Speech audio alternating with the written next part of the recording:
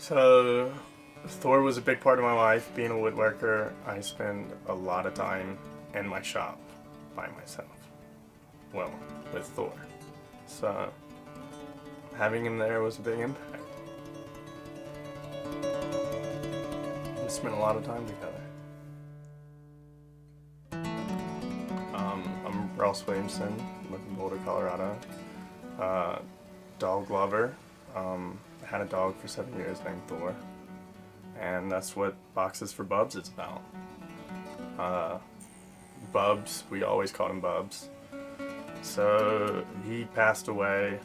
You get the silly bag with the ashes, with the silly poem. And that wasn't me, it wasn't Thor, it wasn't us.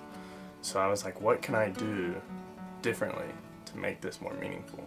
And you never know what to do when your dog dies. You get the ashes, you're like, take him to a lake? Do I spread him in the ocean? Like, what do you do? Do I bury him? So I thought that since Thor impacted so many other people's lives than just mine, I would try and share that back with them. So I decided to make the Boxes for Bubbs.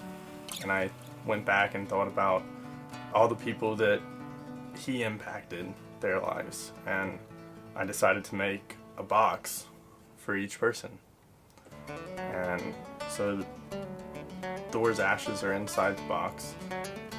And I thought it'd be a good way to kind of share his life with them and, let them say goodbye in their own way.